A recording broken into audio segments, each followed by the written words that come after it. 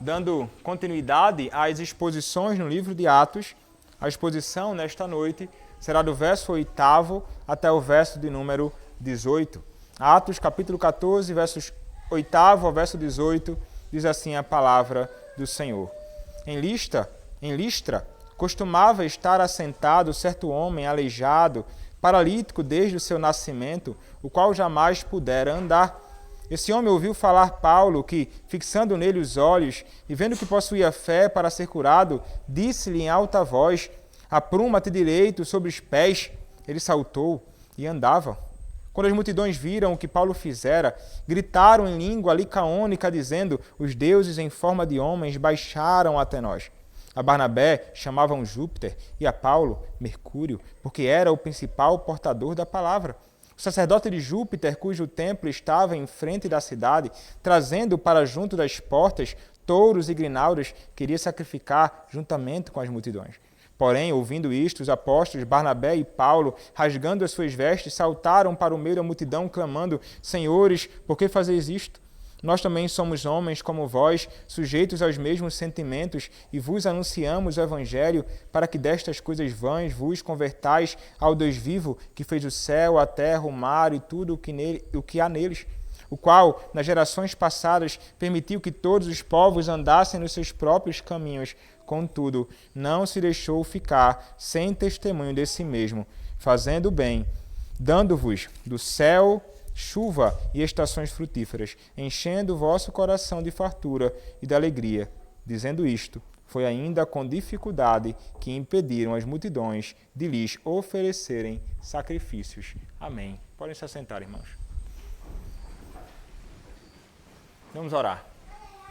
Senhor Deus bendito, agradecemos a Ti pela Tua palavra, mais uma vez aberta, e peço a Ti, Senhor, neste momento, que o Senhor me conceda graça, me conceda vigor, não somente vigor físico, mas, Senhor, sobretudo, vigor espiritual, para que eu proclame a Tua palavra com intrepidez, com ousadia, ensinando a Tua verdade ao Teu povo, proclamando, ó Deus, o Teu Evangelho.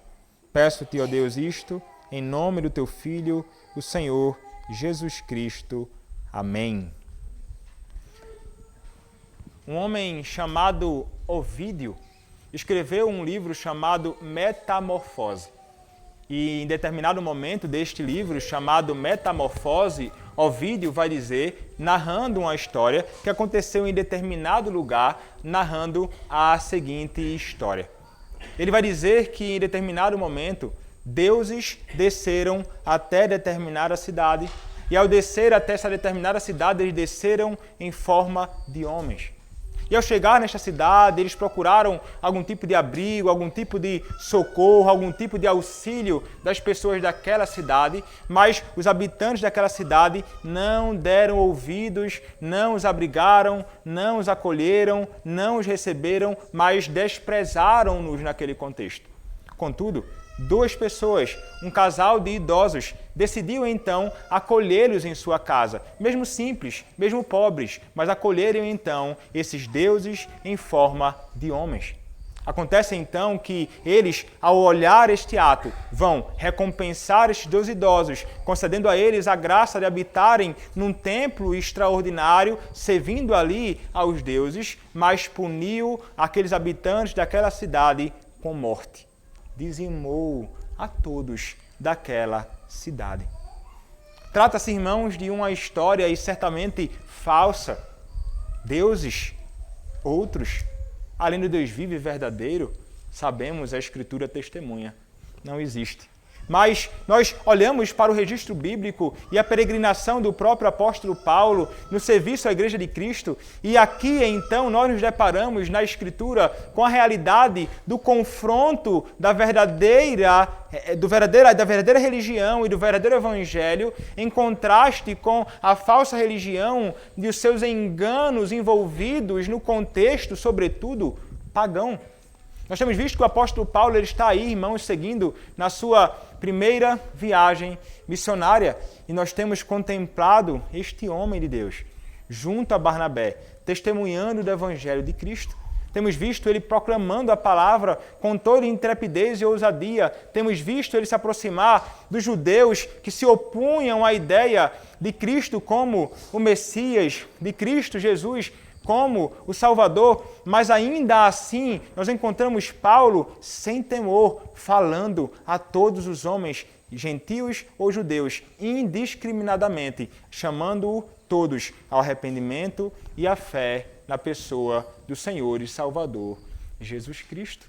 Mas então, irmãos, nós vimos que na última exposição, o apóstolo Paulo, junto a Barnabé, eles têm de sair de uma outra cidade. Por quê? Porque eles estavam ali em Icônio e acabam então sendo expulsos daquele contexto, porque eles anunciaram o evangelho, muitos gentios creram, mas os judeus acabaram incitando os ânimos dos gentios, a fim de que os gentios se voltassem contra Paulo e Barnabé e estavam, de fato, a ponto de apedrejá-los e matá-los, mas eles, então, saem dali, eles fugiram. E o texto nos diz, em Atos 14, verso 6, sabendo eles, fugiram para Listra e Derbe, cidade da Licaônia e circunvizinhança, onde anunciaram o evangelho.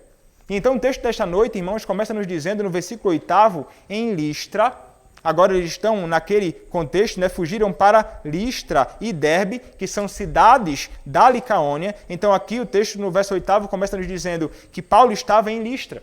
Mas em Listra nos é apontado um personagem outro que entra aqui agora na nossa história. Em Listra costumava estar assentado certo homem aleijado, paralítico, desde o seu nascimento, o qual jamais pudera andar. É interessante, então. Ele chega nesse contexto, numa cidade pagã, cheia de muitas coisas estranhas à fé do próprio apóstolo Paulo, mas ali o texto nos descreve que um homem costumava estar assentado, certo homem aleijado. Não sabemos em que lugar especificamente ele estava assentado. Alguém vai sugerir que talvez diante de um templo pagão naquele contexto. E este homem, ele era aleijado, e o texto acrescenta paralítico. E isto desde o seu nascimento. Ele não se tornou um deficiente físico em razão de algum problema posterior. Ele nasceu assim, o qual, o texto, para reforçar o ponto, diz, o qual jamais pudera andar. Esse homem nunca teve a oportunidade de fazer aquilo que nós fazemos com tanta tranquilidade. Nos erguemos de nossas camas, facilmente colocamos os nossos pés firmes no chão e caminhamos. Este homem nunca teve a experiência de, até aquele dia, de experimentar isto que tão graciosamente nós temos a graça de experimentar dia após dia na nossa própria caminhada, nós que não temos nenhum tipo de deficiência física. E esse homem, não sabemos se ele era próspero, é provável que ele era alguém que tinha poucas condições financeiras, porque, afinal de contas, naqueles dias, aqueles que eram inválidos deste modo, geralmente se tornavam pedintes. Geralmente se tornavam pessoas pobres, miseráveis, carecendo de algum socorro. Mas o texto, irmãos, está querendo nos apontar para a realidade que este homem estava numa condição muito difícil, uma situação real da qual ele jamais conseguiria sair com a força dele, por algo feito simplesmente por ele. Esse texto é interessante porque é muito semelhante ao que acontece noutra ocasião com outro homem. Nós veremos aqui que Paulo, neste contexto, o que é que ele vai fazer? Paulo, ele vai olhar para a situação deste homem e vai curar este homem. Nós veremos isto. E algo semelhante acontece anteriormente, no capítulo 3, do verso 1 ao verso 10, com um coxo também de nascença, que o próprio Pedro curou. Pedro fixa os olhos neste homem, este homem é curado, e é interessante, os movimentos são os mesmos, são olhos fixos, há uma fé naquilo que é proclamado, há uma cura extraordinária, é um homem coxo, deficiente, paralítico de nascença. E é muito interessante Lucas fazer questão de registrar dois eventos semelhantes, e alguns dirão então que a probabilidade dele ter escrito isto e feito desta forma, registrando este evento, é para mostrar que Paulo, semelhantemente a Pedro, era apóstolo da Igreja de Cristo, com a mesma autoridade que Pedro, e deveria ser reconhecido como tal. Ele fez então algo maravilhoso naquele contexto. Ele, nos diz o texto, no verso 9, esse homem ouviu falar Paulo, que, fixando os olhos e vendo que possuía fé para ser curado, disse-lhe em alta voz: apruma-te direito sobre os pés. Ele saltou e andava. Irmãos, isso é realmente impressionante o que acontece aqui. E veja, o texto nos diz que esse homem, ele ouviu falar Paulo. Veja, Paulo, ele estava ali, provavelmente, irmãos, anunciando o evangelho. Provavelmente Paulo estava pregando a palavra de Deus, coisa que ele fazia dentro e fora de tempo. Ele fazia isso o tempo inteiro. E aquele homem possivelmente ouviu em outras ocasiões e naquele momento oportuno o Paulo, o apóstolo, falar acerca do evangelho. E então ele ouvindo Paulo falar, e então Paulo contemplando ele com os olhos, vendo que possuía fé. Interessante, né? Vendo que possuía fé, mas como assim? Apareceu na testa dele uma luz brilhando assim, fé? Certamente não, né, irmãos? Algo o apóstolo viu naquele homem. Algo que os olhos naturais certamente não poderiam, talvez, ver. Algo que ele contemplou, e alguns dirão, talvez movido pelo Espírito de Cristo. Ele então percebeu que aquele homem, ele tinha fé. Ou talvez aquele homem tenha balbuciado algo, tenha dito algo, irmãos, não sabemos. Fato é, Paulo, ele percebe que aquele homem tinha fé. Fé para a salvação. Porque, irmãos, como em vários outros contextos e outras ocasiões de cura, como nós vimos frequentemente nas exposições no Evangelho de Marcos, que foi todo exposto aqui nesta igreja, em geral, as curas são acompanhadas de pessoas que exercem fé no Salvador e são, então, por Cristo salvas. Aquele homem, irmãos, naquele dia, ele não foi somente curado da sua enfermidade, como veremos. Mas esse homem, ele fora salvo. Ele tinha uma fé salvadora naquele que fora anunciado por Paulo, que é o próprio Senhor Jesus Cristo. E então, vendo que ele tinha fé para ser curado, disse então Paulo em alta voz: apruma-te direito sobre os pés. Aquele homem nunca havia feito isso. Ele saltou e andava. Imagina, o cara nunca andou, mas ele não somente anda agora, ele sai saltando.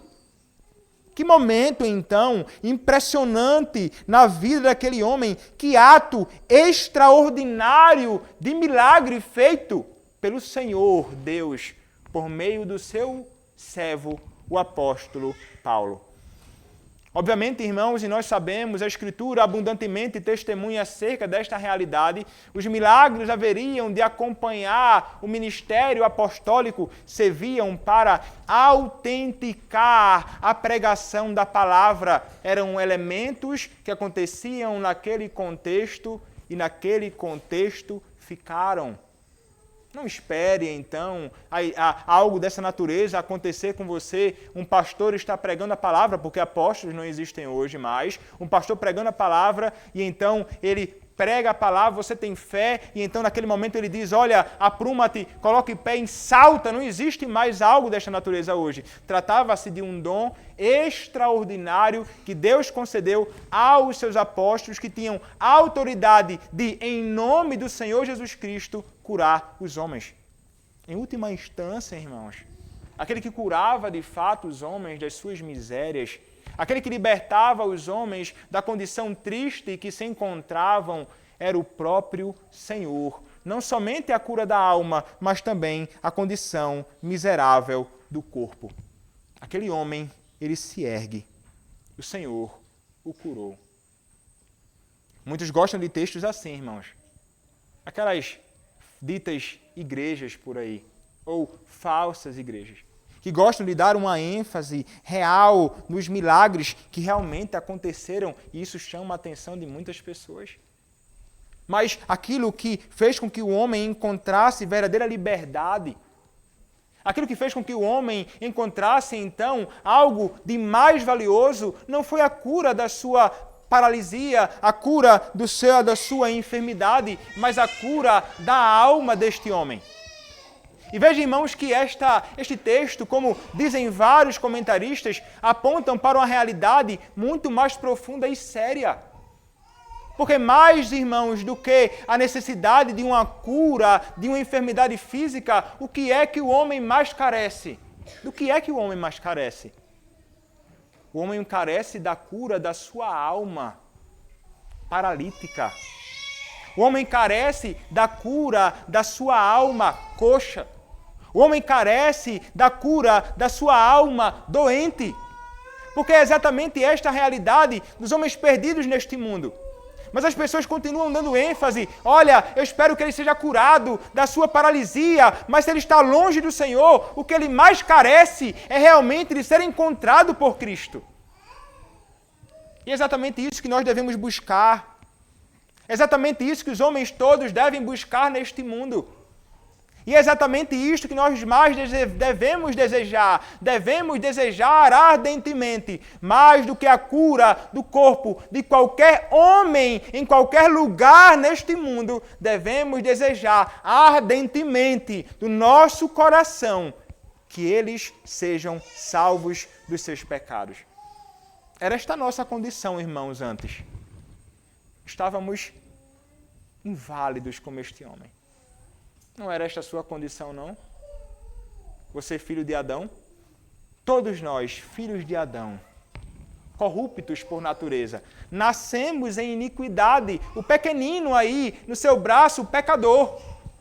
Judá, pecador, na barriga da mãe, um dia nascerá, pecador. Davi diz lá, eu nasci em iniquidade, em pecado me concebeu minha mãe, pecador. Já nasce com essa doença terrível, que é o pecado.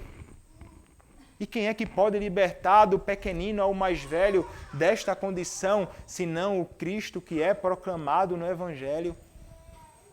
E é então isto, irmãos, que nós devemos fazer e devemos louvar a Deus pela graça de Ele um dia ter feito o maior milagre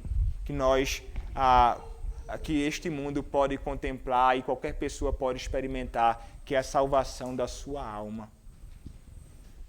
Nós vemos muitas pessoas celebrando qualquer tipo de luta ou vitória sobre uma enfermidade, mas como deveriam mais celebrar e se admirar com o milagre da salvação.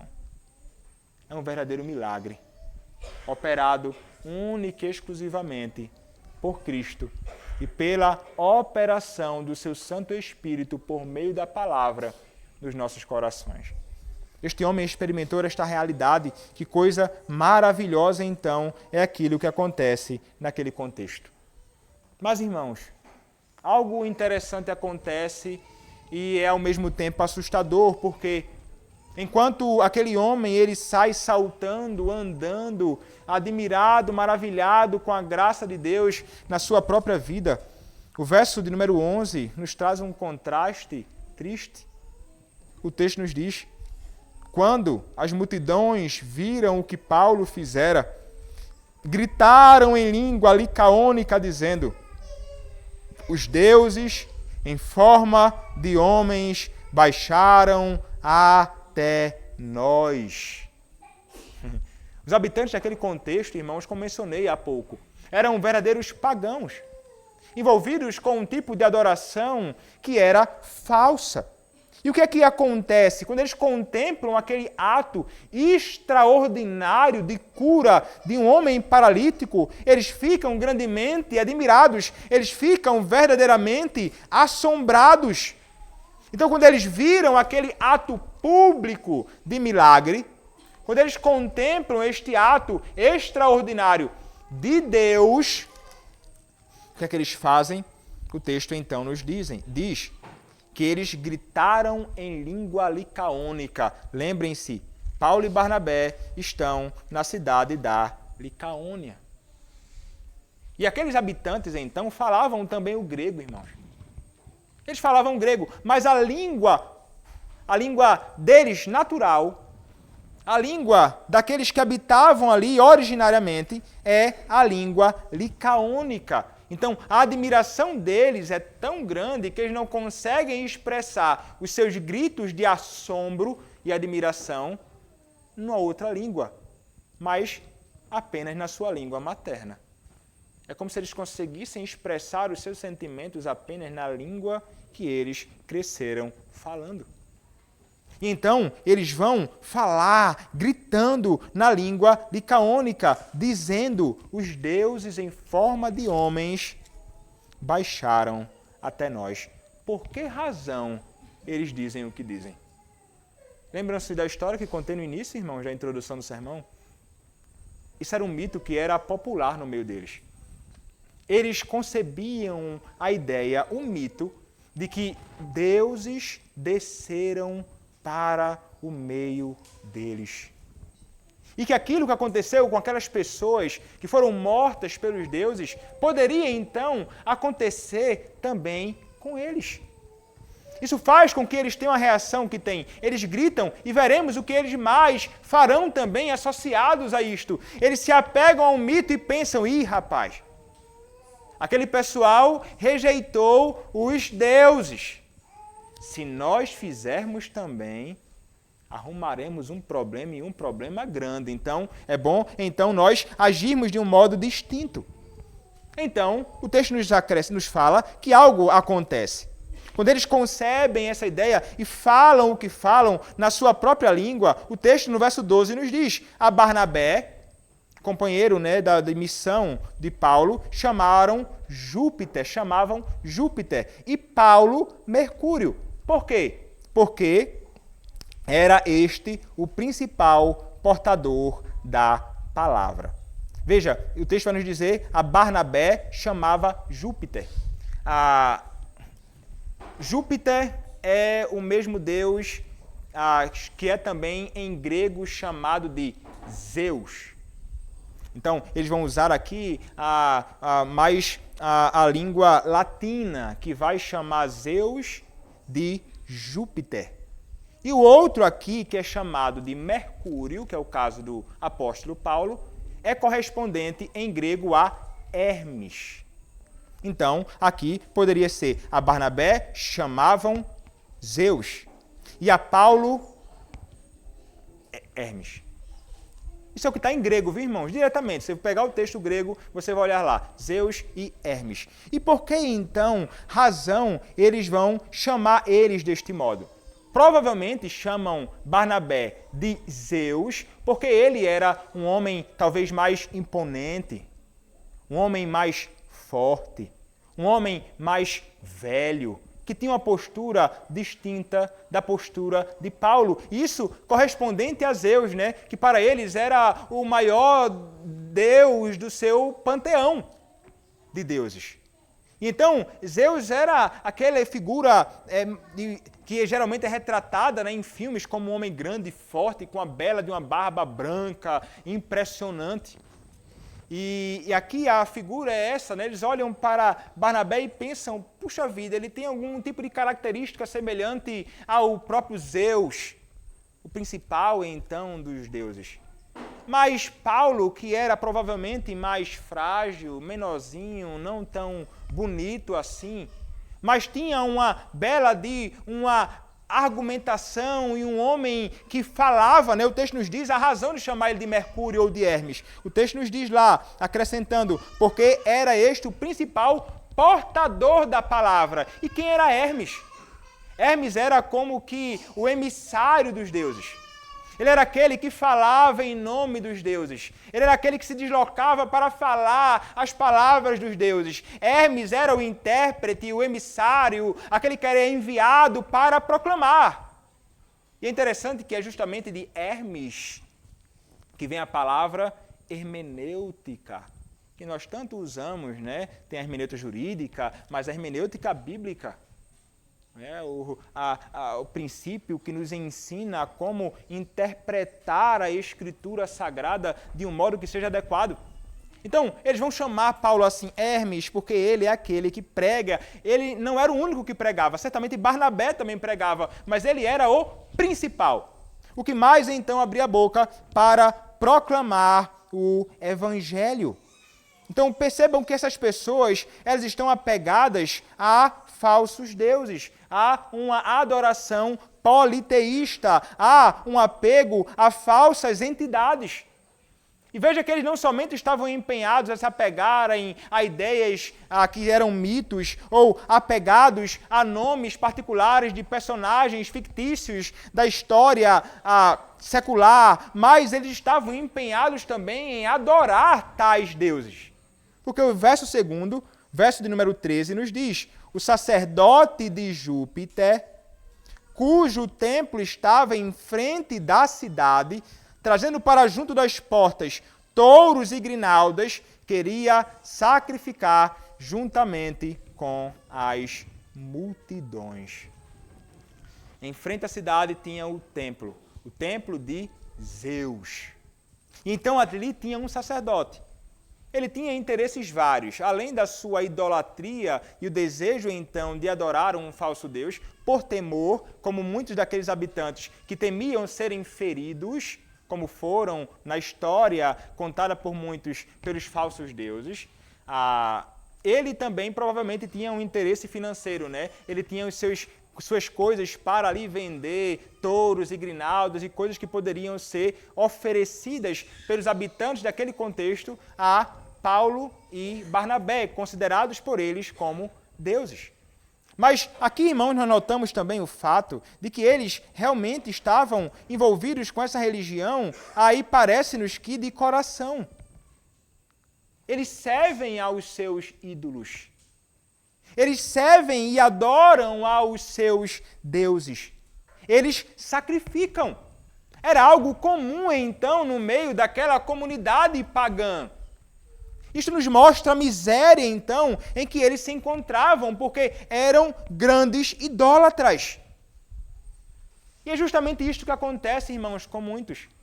Negar a Deus conduz os homens à idolatria.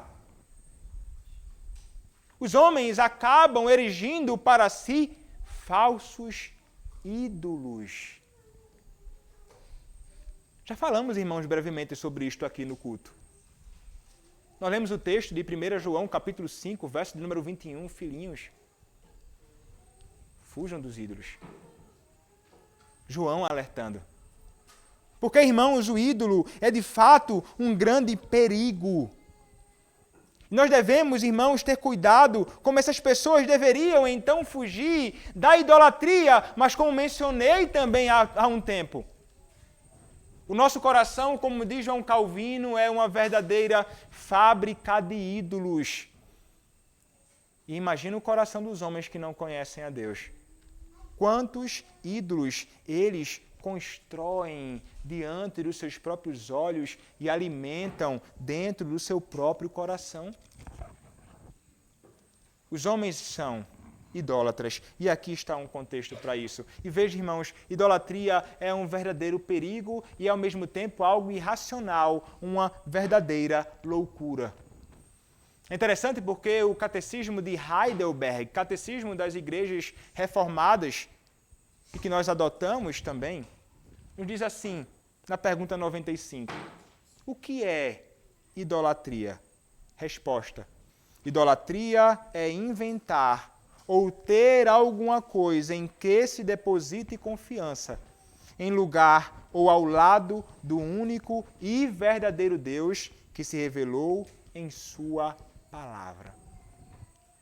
O que é que o idólatra, ele faz com aquilo que é o seu ídolo? Veja, quando a gente pensa no ateísmo, né, que vai negar a existência de qualquer tipo de Deus, mas geralmente eles combatem o Deus da Escritura, mas eles vão rejeitar a ideia de deuses ou Deus. No ateísmo, o homem ele vai tirar os atributos de Deus. E despir Deus de seus atributos é fazer de Deus não Deus. ele não seria mais Deus. Se ele não tivesse os seus atributos, né, que nós chamamos de atributos incomunicáveis. Deus é eterno, Deus é infinito, Deus é imutável, Deus é onipotente, onipresente, onisciente. Este é o Deus que nós servimos, atributos incomunicáveis porque nós não temos estes mesmos atributos. Há atributos que nós chamamos de comunicáveis, não é? Os atributos como o amor, nós amamos, santidade, nós também podemos ser santos, justiça e outros. Mas os homens geralmente vão despir Deus no ateísmo dos seus atributos, fazendo dele um não-Deus. Contudo, na idolatria acontece o inverso com os ídolos. O homem, ele atribui os atributos de Deus ao seu ídolo e faz então do seu ídolo Deus ou uma divindade. É despir dos atributos de Deus e atribuí-los então ao seu próprio ídolo. O seu ídolo se torna onipotente, onipresente, onisciente, eterno, infinito, majestoso, glorioso, imutável e coisas assim. Assim segue. Isso é o que envolve, então, aqueles que se apegam à idolatria, como as pessoas nesse contexto aqui em Atos e também nos nossos dias. Não pensemos que isto não acontece também em nosso contexto. Você pode pensar aí, irmãos, em várias coisas e vários tipos de adorações externas que acontecem. Nós encontramos um exemplo bíblico. Vamos pensar num aqui, por exemplo. Quando nós pensamos no povo de Deus que erigiu diante dos seus próprios olhos um bezerro de ouro. Está lá em Êxodo. Nós chegaremos mais à frente. Eles fizeram um Deus para eles. Eles ofereceram culto e sacrifício a um bezerro de ouro. Atribuíram a libertação do cativeiro egípcio a esse bezerro de ouro que eles construíram com a sua própria mão. Os homens podem construir ídolos externos. Isso acontece e geralmente estamos acostumados a ver isso acontecendo aqui em nosso contexto e no Nordeste, de onde eu vim, não é diferente. No próprio romanismo, no catolicismo romano. O que é que nós contemplamos? Contemplamos muitos destes ídolos. Vá no Sírio, aqui em Belém. Quantas pessoas são arrebatadas para no Sírio, então, caminhar, e fica impressionado com a disposição dessas pessoas de saírem das suas cidades, quilômetros de distância de Belém, pedalando. Promessas e tantas coisas que fazem para os seus ídolos, padroeiros, santos, coisas desta natureza. Não é diferente aqui do Nordeste. Vai no Nordeste. Anda lá por Olinda. Contempla quantas igrejas há lá e quanta idolatria no meio da sociedade. E o que é que as pessoas fazem, irmãos? Eles atribuem no catolicismo os atributos de Deus aos seus próprios ídolos. A figura mais emblemática no meio do catolicismo romano é Maria. E geralmente os católicos concebem a ideia de que nós não gostamos de Maria. Isso é errado. Porque nós gostamos de Maria. Nós temos Maria como uma irmã amada e um exemplo de fé. Muitas vezes nós, como crentes, por nossa inimizade ou indisposição com a adoração a Maria, nós acabamos desprezando ela como se não fosse nada. E de fato, irmãos, ela era uma irmã comum em Cristo como nós, mas não podemos olhar para ela com desprezo, olhando para Maria como se ela fosse um personagem indiferente ou algo que não importa, ou até mesmo aborrecendo e ficando com raiva desse tipo de personagem bíblico, né, real, que foi tão importante na vida de Cristo, né, a própria mãe do nosso Senhor e Salvador Jesus Cristo. Contudo, nós não podemos atribuir a Maria uma posição além daquela que a própria Escritura atribui a ela. Eu não posso atribuir a Maria atributos que pertencem somente ao Deus vivo e verdadeiro. Mas o catolicismo popular que deu então origem a ter no meio do seu seio a adoração à própria Maria, atribui a ela a onipotência, atribui a ela a onisciência, atribui a ela a onipresença. Maria está como que em todo lugar. Maria, ela está aqui, ela está ali, ela está acolá. Maria, ela é onisciente. Ela escuta o que você pede. Você pode orar aí a Maria e ela ouvirá o que você clama, o seu pedido. Ela é onisciente, ela escuta as orações de todas as pessoas. Espera aí, a onipresença é atribuída a ela, um atributo que pertence somente a Deus. A onisciência é atribuída a ela, um atributo que pertence somente a Deus. Ela é onipotente, ela pode fazer curas extraordinárias. Muitas Marias se tem por aí, milagres que supostamente fizeram, são todo-poderosas. Elas curam enfermos, libertam encarcerados, fazem coisas impressionantes. Diz, então, o romanismo. O que é que estão fazendo aqui? Estão atribuindo a um ídolo os atributos de Deus, despindo Deus de seus atributos. Isso é contrário à Escritura. Em ocasião alguma, a Escritura nos indica que algo desta natureza deve acontecer. Muito menos nos é dito que alguém como ela ou qualquer outro santo deva ser adorado ou servido. Ninguém deve prestar culto a quem quer que seja. E os apóstolos aqui, servos do Senhor, nos mostrarão essa realidade. Então os ídolos são de fato perigosos, ídolos externos. Mas tenhamos, irmãos, cuidado com os ídolos internos do nosso próprio coração. Que há aqui, irmãos, dentro, que olho nenhum pode contemplar, que não a forma externa. Nós devemos entender, irmãos, que a idolatria que há no meio de vários contextos por aí é algo que brota do coração do homem. É do coração do homem que brota todo esse tipo de miséria mesmo. E assim nos diz a palavra, Ezequiel capítulo 14, versos 1 até o verso 7, a palavra do Senhor nos diz assim: Então vieram ter comigo alguns dos anciãos de Israel e se assentaram diante de mim. Veio a mim a palavra do Senhor dizendo: Filho do homem, estes homens levantaram os seus ídolos dentro do seu coração, tropeço para a iniquidade que sempre têm eles diante de si. Acaso permitirei que eles me interroguem?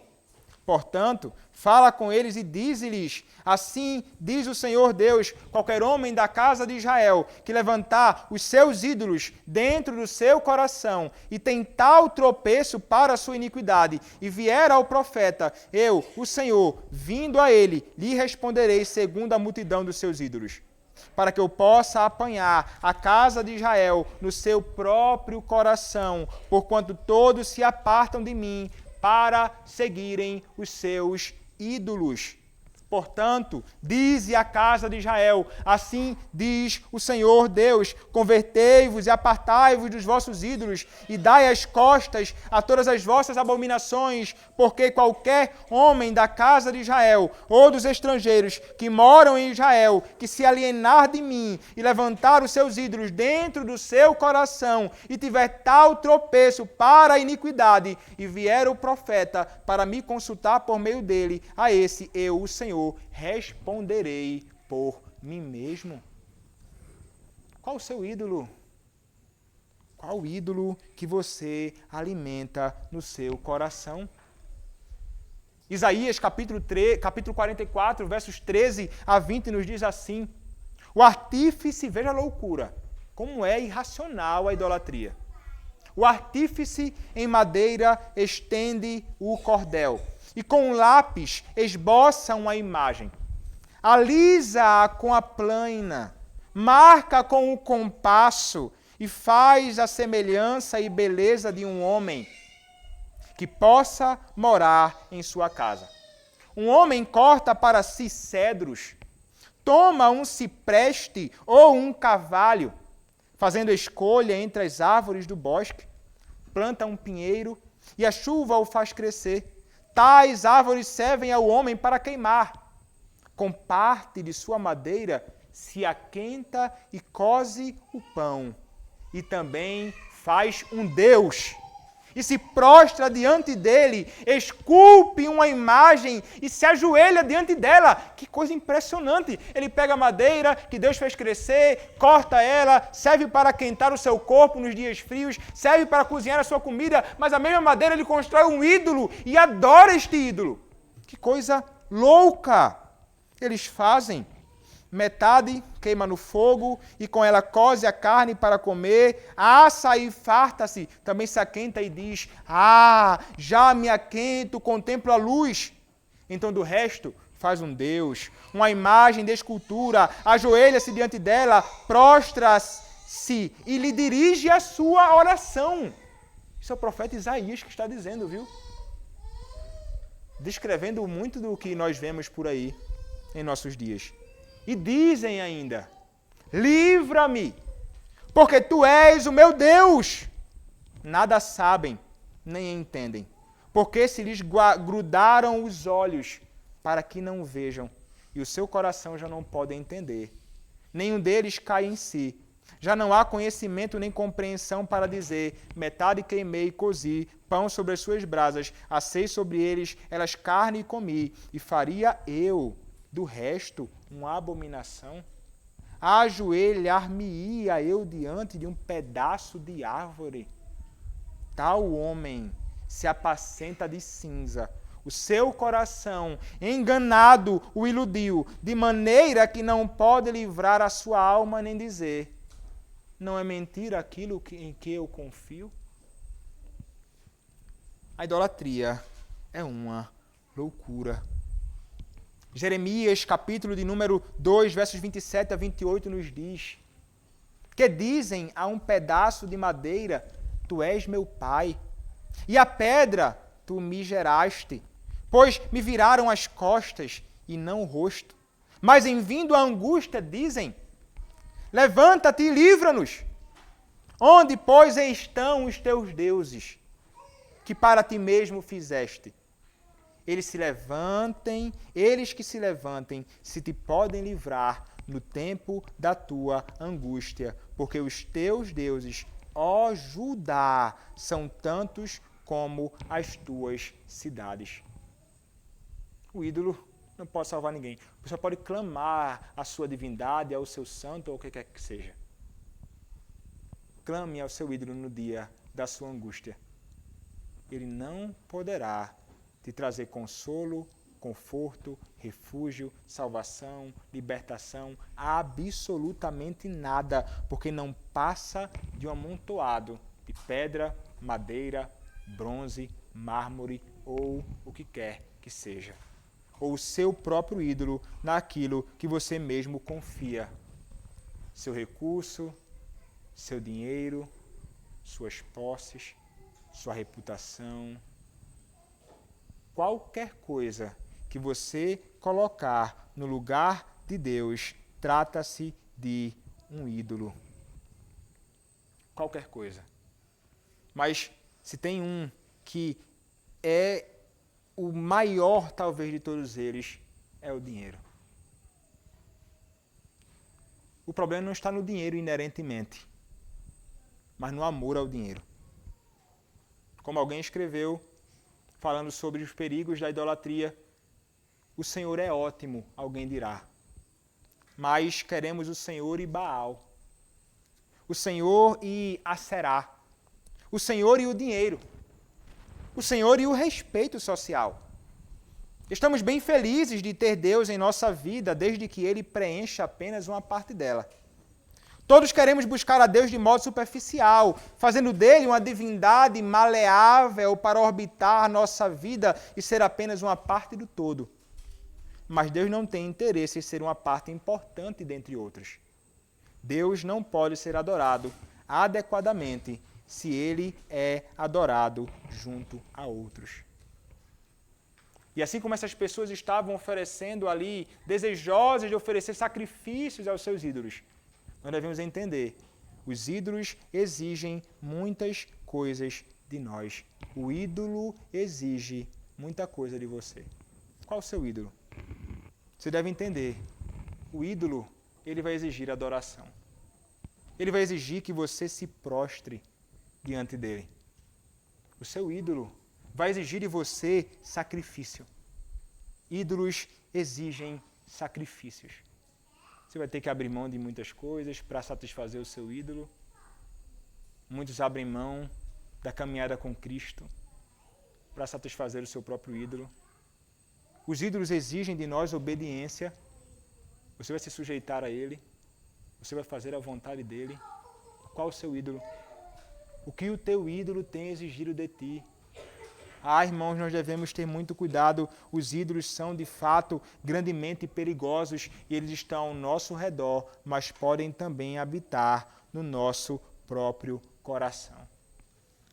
Aqueles cidadãos daquela cidade, aqueles habitantes ali da Licaônia, eram verdadeiros idólatras. Eles querem, então, adorar Paulo e Barnabé, mas o que acontece? Esses homens e irmãos têm uma postura totalmente diferente. Ele não é como as figuras importantes dos nossos dias que querem algum tipo de louvor, não.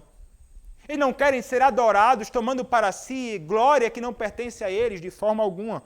O texto nos diz, no versículo de número 14, o seguinte: porém, ouvindo isto, os apóstolos Barnabé e Paulo, rasgando as suas vestes, saltaram para o meio da multidão, clamando.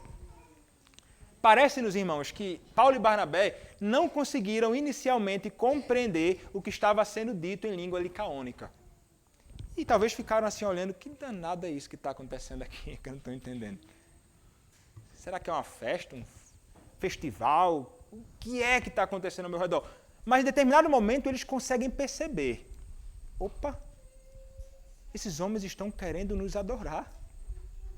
E qual a postura deles?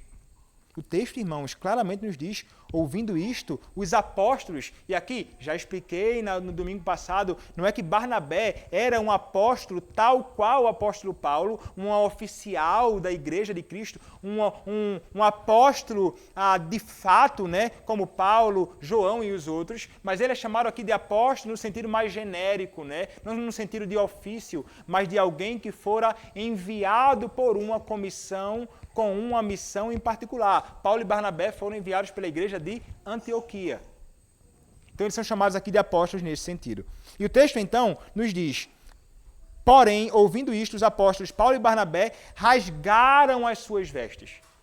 E este ato de rasgar as suas vestes é um ato de assombro, um ato que demonstra que eles estavam grandemente impressionados, eles estavam horrorizados com a ideia daquelas pessoas se voltarem para eles, adorando eles como se eles fossem Deus.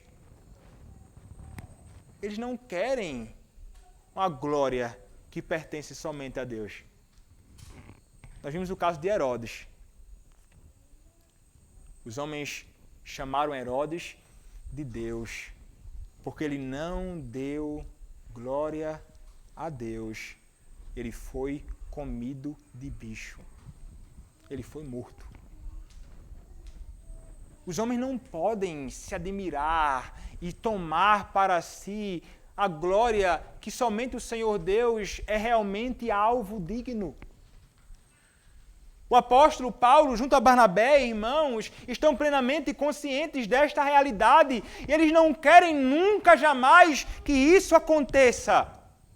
Eles não querem ser exaltados além daquilo que eles são. Eles não querem culto prestado a eles de forma alguma. Eles não querem a glória do seu Deus, porque eles sabem e entendem que foram criados para a glória do seu Deus. Eles estão plenamente conscientes de que tudo deve ser feito para a glória do Senhor, como diz o nosso catecismo, não é? Primeira pergunta. Qual é o fim principal do homem? O fim principal do homem é glorificar a Deus e alegrar-se nele para sempre. 1 Coríntios capítulo 10, verso 31 nos ensina isso, Romanos capítulo 11, verso 36, o Salmo de número 73, enfim, a Escritura nos mostra essa realidade. É somente a Deus que a glória deve realmente ser dada. Eu não estou falando aqui do glória, como em muitas igrejas por aí. A glória deve ser dada a Deus e a pessoa fica repetindo glória, glória, glória, glória, glória, glória. Não, não é isto. É o viver para Deus.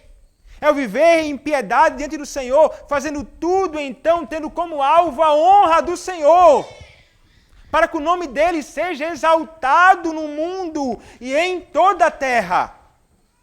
Paulo e Barnabé, irmãos, eles não queriam isso para eles. Eles tinham um alvo que era sobremodo excelente, que era servir ao seu Senhor. Mas se fosse você, qual seria a sua reação naquele contexto? Você ficaria orgulhoso e vaidoso quando as pessoas se voltassem para você, tendo-o como um ídolo ou como um Deus?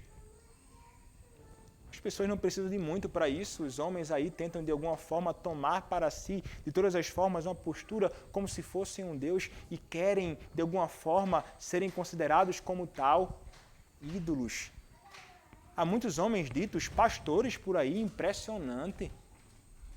O homem que deveria procurar caminhar semelhantemente a Cristo é aquele que entra na igreja como se fosse um Deus, cercado por seguranças. Ninguém pode tocar nele, é um homem muito importante, é um santo. Ele é um ungido do Senhor. Parece um ídolo, as pessoas querem tocar nele, as pessoas querem falar com ele, as pessoas querem que ele ore, as pessoas querem... E eles ficam envaidecidos com isso, eles roubam a glória de Deus para si. O Senhor Deus não compartilha a sua glória com absolutamente ninguém. Se esses homens perversos, malignos, não se arrependerem dos seus pecados, o Senhor, que não divide a sua glória com ninguém, cairá com toda a sua fúria sobre eles. Não tente, meu irmão, tomar a glória que é de Deus para você. Nunca. Nem nas coisas mais simples, as mais complexas. Não tente roubar a glória que pertence somente ao Senhor. Eles ficam enojados com a idolatria. Mas veja, irmãos, e é interessante, que o fato deles terem ficado enojados com aquilo e grandemente aborrecidos, porque a glória de Deus estava em jogo, isso não os faz calar a boca, privando aquelas pessoas do único meio para a salvação e libertação delas. Não, eles não fazem isso. O texto nos diz, no verso seguinte, verso 15, senhores, veja que modo respeitoso, senhores, por que fazeis isto? Nós também somos homens como vós, sujeitos aos mesmos sentimentos, e vos anunciamos o Evangelho, para que destas coisas vãs vos convertais ao Deus vivo, que fez o céu, a terra, o mar e tudo o que há neles, o qual nas gerações passadas permitiu que todos os povos andassem nos seus próprios caminhos. Contudo, não se deixou ficar sem testemunho de si mesmo, fazendo bem, dando-vos do céu chuvas e estações frutíferas, enchendo o vosso coração de fartura e de alegria. É interessante, irmãos, o modo que o apóstolo Paulo vai abordar aqui esses homens na sua pregação, exortação. Vimos nas exposições passadas ele se dirigindo aos judeus e àqueles que tinham algum tipo de relação com a sinagoga, e ele vai se utilizar do Antigo Testamento. Ele vai se valer, então, da história dos patriarcas, vai passando, então, por toda a história da redenção até chegar em Cristo. Mas no contexto em que eles estão inseridos aqui, não há sinagoga, só há idólatras pagãos. Que tipo de abordagem, então, ele vai procurar fazer? E é interessante, ele vai falar sobre criação, providência de Deus, ele vai falar sobre isto. Ele vai começar pela ideia da criação. Mas percebam antes o que o texto nos diz. Senhores, por que fazeis isto? Ele fica admirado. Por que vocês estão fazendo isso aqui? Eu não estou entendendo o que vocês estão fazendo. Então eles respondem, nós também somos homens. Não atribuam para nós um culto que não deve ser atribuído a nós. Nós somos pó e cinza, como vocês, carne e osso, como vocês, nada mais além disso. Veja que postura impressionante. Eles não tomam para si algo que não pertence a eles. Ele diz ainda, sujeito aos mesmos sentimentos. Sujeito às mesmas paixões pecaminosas, excessos de ira e tantas coisas outras, como eram inclinados os falsos deuses daqueles dias, tomados por ira, aborrecimento, brigas, desavenças, Zeus contra Cronos e tantos outros, aí uma confusão infeliz no panteão deles. Não, nós somos homens comuns, sujeitos aos mesmos problemas, sentimentos, às mesmas paixões. Nós vos anunciamos o Evangelho. Veja que eles estavam proclamando também naquele momento Cristo, que é o Evangelho. Eles anunciam a Ele.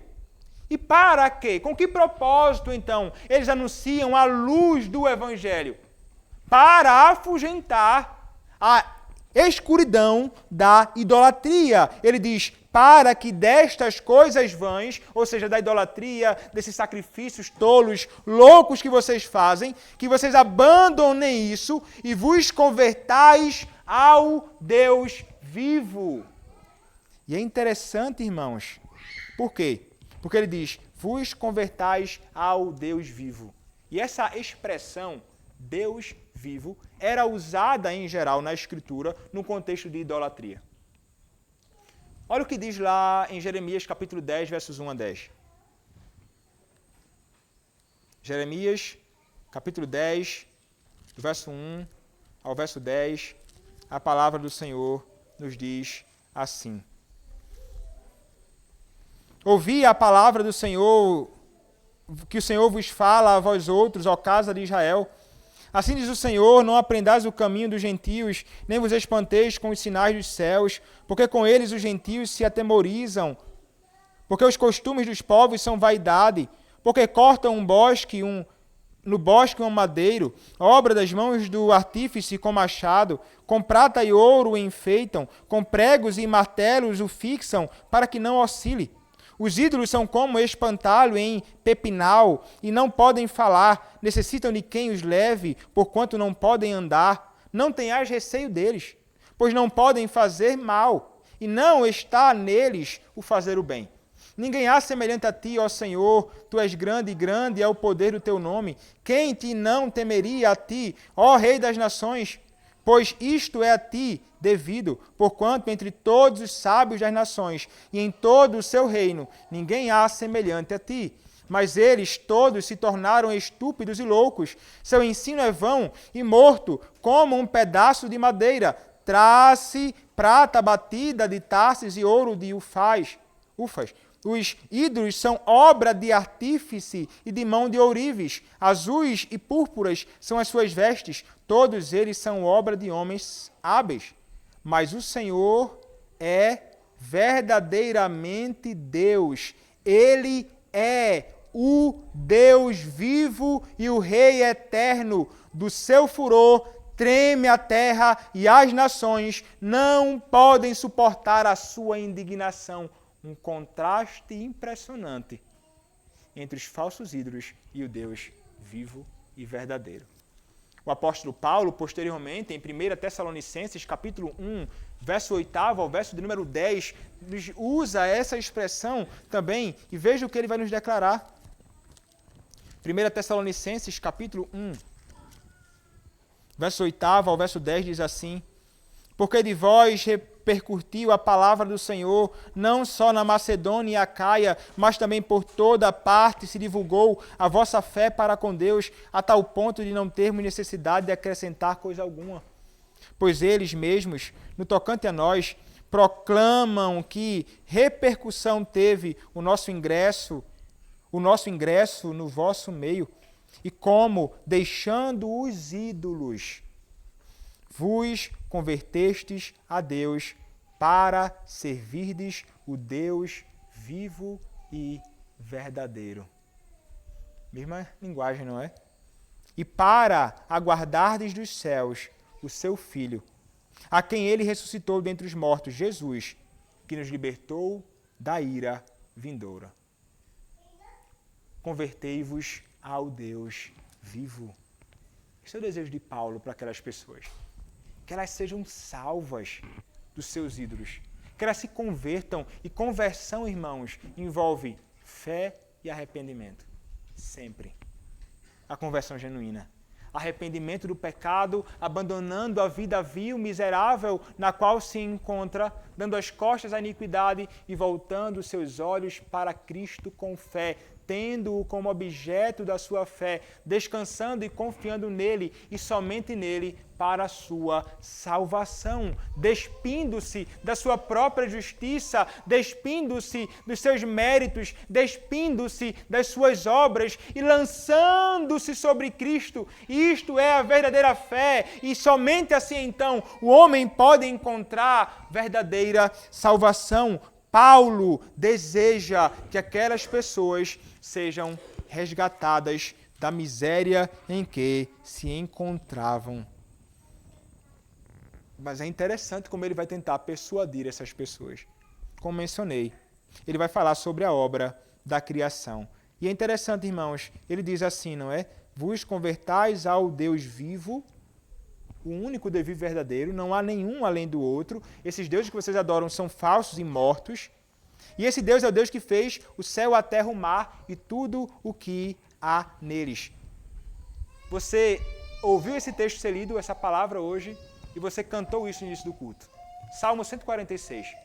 Paulo provavelmente faz referência ao Salmo 146, que vai dizer exatamente isto.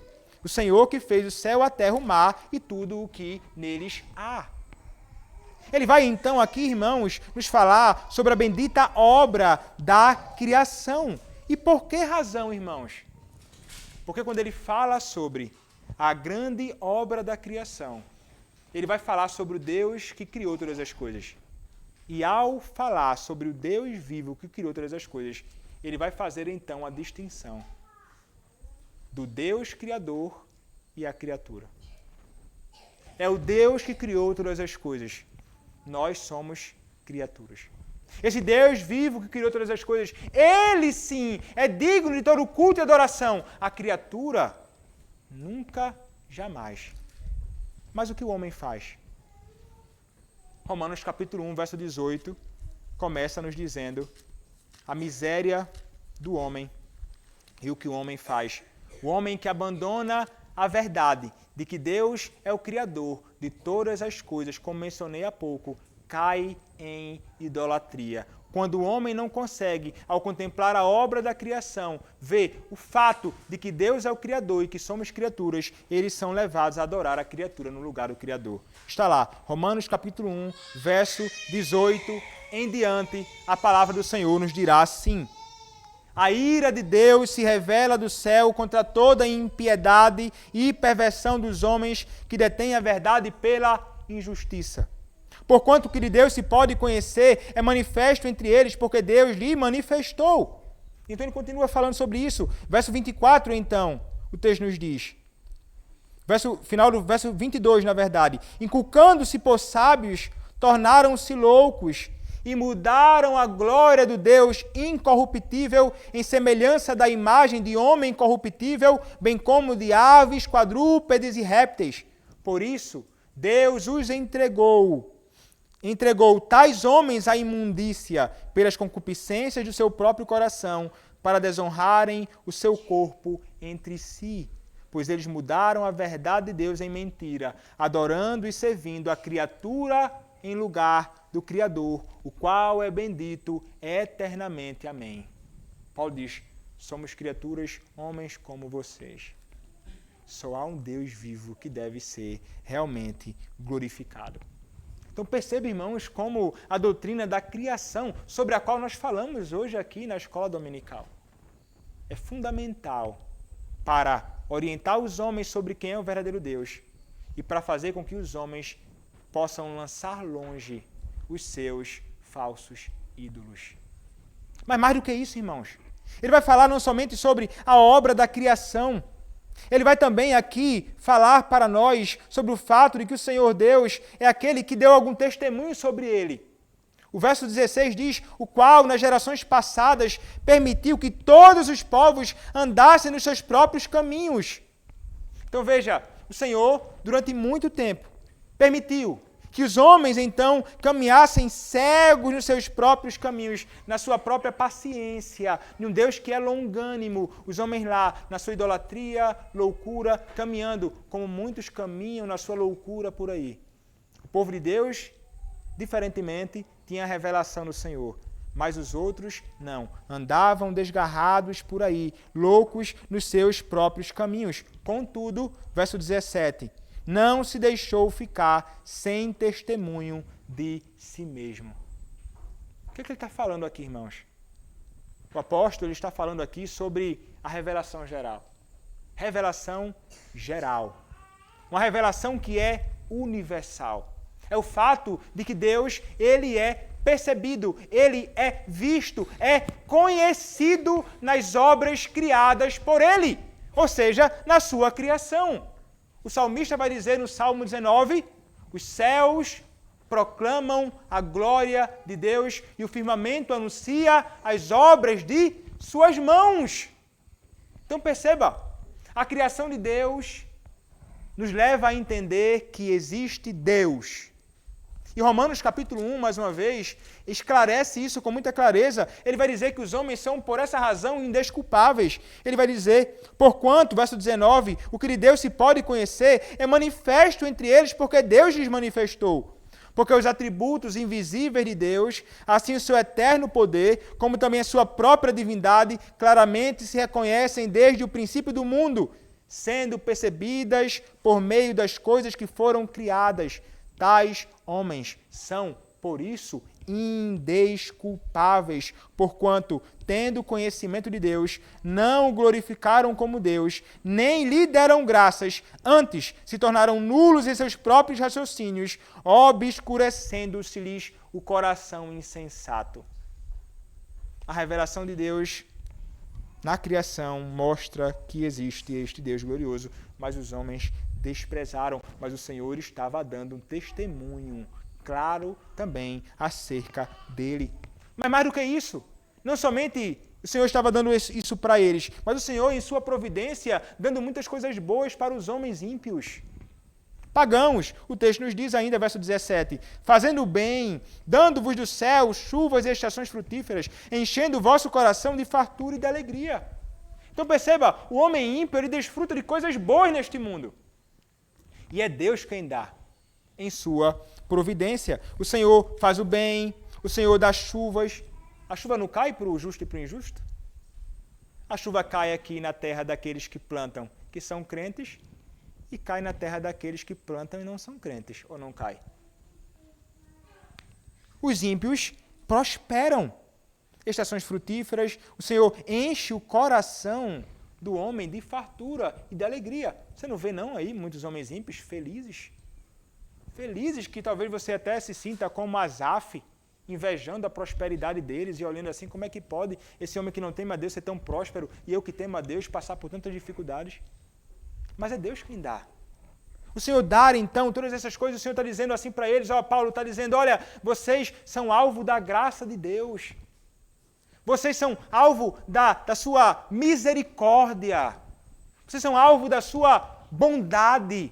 O Senhor é quem tem dado tudo a vocês e vocês ainda continuam se voltando para os falsos ídolos e falsos deuses. Veja, irmãos, os ídolos estavam tão agarrados no coração dessas pessoas que o verso 18 nos diz assim, dizendo isto, foi ainda com dificuldade que impediram as multidões de lhes oferecerem sacrifícios. Apesar dele ter proclamado o Evangelho, apesar dele ter falado sobre o Deus Criador, sobre a sua providência, sobre a sua bondade, sobre a sua misericórdia, sobre a sua provisão para os homens, até mesmo os ímpios, aquelas pessoas, eles tiveram muito trabalho para que nenhum deles se prostrasse adorando ali, servindo com os touros e grinaldas e tantas coisas que eles queriam oferecer a eles. Quão difícil é, de fato, arrancar do coração dos homens os seus ídolos. Essa, irmãos, é a realidade enfrentada por eles. Esses homens aqui estavam fazendo da manifestação da bondade de Deus na provisão os seus ídolos, como muitas vezes os homens fazem hoje. A quem você agradece pelo que você recebe? Aquele a quem você agradece é o seu ídolo. Se não é Deus, é um falso Deus. Você recebe de Deus tudo o que recebe.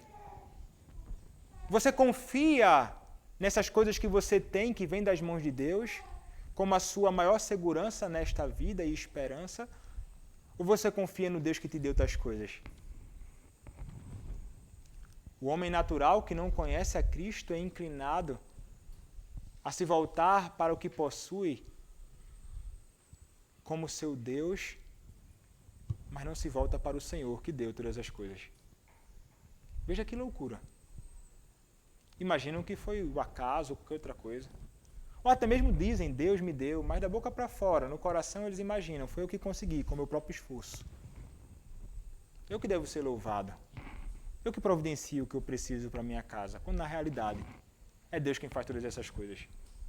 O homem despreza o Senhor, apesar de toda a sua misericórdia dispensada sobre sua vida neste mundo. Mas o Senhor, Ele pode libertar o maior idólatra deste mundo. E você deve entender hoje, você idólatra, só Cristo liberta. E você não deve simplesmente tirar ou arrancar o ídolo. Você deve arrancar o ídolo e substituir o ídolo. Você que conhece a Cristo e você que não conhece a Cristo. Era arrancar o ídolo e substituir ele por Cristo. Olha o que o apóstolo Paulo diz em Colossenses. Colossenses capítulo 3, do verso 1 ao verso 5.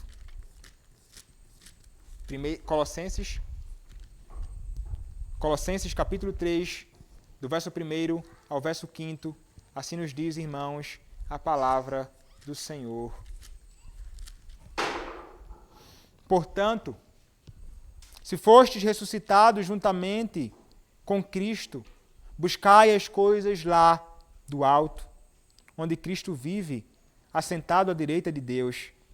Pensai nas coisas lá do alto, não nas que são aqui da terra, porque morrestes e a vossa vida está oculta juntamente com Cristo em Deus. Quando Cristo, que é a vossa vida, se manifestar, vós também sereis manifestados com Ele.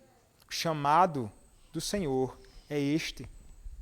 E então o texto nos diz, verso 5, fazei, pois, morrer a vossa natureza terrena, prostituição, impureza, paixão lasciva, desejo maligno e avareza, que é idolatria. Por estas coisas é que vem a ira de Deus sobre os filhos da desobediência. Ora, nessas mesmas coisas andastes vós também no outro tempo, quando vivíeis nelas. Agora, porém, despojai-vos igualmente de tudo isto: ira, indignação, maldade, maledicência, linguagem obscena do vosso falar. Não mintais uns aos outros, uma vez que vos despistes do velho homem com os seus feitos, e vos revestistes do novo homem, que se refaz para o pleno conhecimento, segundo a imagem daquele que o criou, no qual não pode haver grego nem judeu, circuncisão nem incircuncisão, bárbaro, cita, escravo, livre, porém Cristo é tudo em todos. Abandonar os ídolos e colocar então Cristo no lugar que pertence a Ele. Cristo é o único que deve ser o verdadeiro objeto da sua devoção. Do contrário, você receberá sobre você a ira do Senhor. Se você não se arrepender do seu pecado, se você não abandonar o seu ídolo, o Senhor vai descortinar esse ídolo no grande e glorioso dia dele e haverá de condenar você. Arrependa-se do seu pecado, volte-se para o Senhor Jesus Cristo. E você que conhece a Cristo, procure se despir de tudo aquilo que pode estar tomando conta do seu coração, que não seja o Senhor. Que Cristo reine em nós. E aí sim, nós teremos, então, a graça de desfrutarmos daquele que é o mais digno de toda a nossa adoração e serviço. Aquele que nós poderemos desfrutar com todo deleite quando nós nos despirmos completamente dos nossos ídolos. é o nosso Cristo. Deleite-se em Cristo. Que Ele seja tudo para você. Porque Cristo é tudo aquilo que todos nós precisamos. Cristo Jesus somente. Amém. Vamos orar. Senhor nosso Deus, te louvamos pela tua palavra, pela graça que tivemos de ouvir a exposição da tua verdade nesta noite, neste momento, Pai. Peço a ti que o Senhor nos conceda a graça de vivermos para o Senhor, a nos despirmos dos ídolos, ó Deus, buscarmos a Cristo, em quem encontramos tudo o que há de melhor neste mundo e na vida vindoura. Ó Senhor, tem misericórdia daqueles que vivem na idolatria do seu próprio coração. Resgata-os, Senhor, desta miséria. Revela Cristo. Que a luz do Evangelho possa brilhar na escuridão da alma dessas pessoas e que elas se rendam ao Senhor. Faze isto, Senhor, como fizeste conosco. Nos salvaste não porque merecíamos, mas porque és abundante em misericórdia. Salva, Senhor, os perdidos. É o que te pedimos. Em nome do teu Filho, o Senhor Jesus Cristo. Amém.